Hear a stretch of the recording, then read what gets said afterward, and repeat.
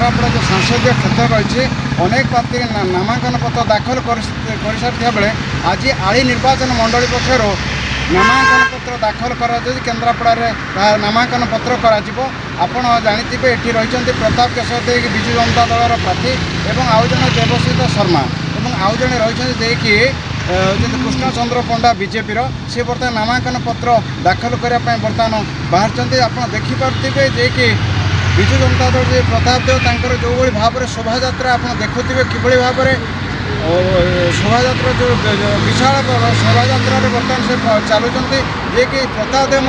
भर हजि जाते समागम लोक मैंने कि कहले न सर आप देखिपे नामांकन पत्र कर देखिपे। मु उत्तम सेनापति बरुणा ग्राम पंचायत पूर्वतन सरपंच एवं प्रिय मुख्यमंत्री आमर श्रीजुक्त प्रताप केशरी देव आस्था प्रकट कर आली निर्वाचन मंडल टिकेट देते आज ये नॉमिनेशन पर्व आरंभ होती लोक मान भितर आली निर्वाचन मंडल भितर पुनर्बार आलोड़न सृष्टि आग्रह सृष्टि जे आगामी दिन में शंख चिन्ह भोट दे प्रताप केशरी देव को विपुल परिमाण विजय करवा संगे संगे प्रिय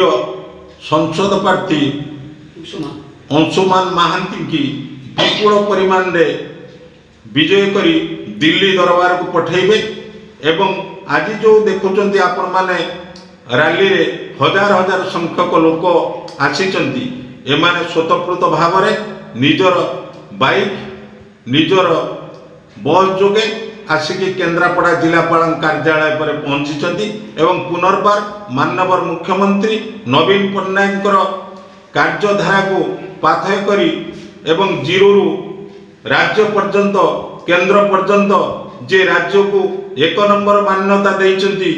एवं षष्ठ थर पर ओडिशावासी आली निर्वाचन मंडल लोकर मुख्यमंत्री परिवार शपथ लेते।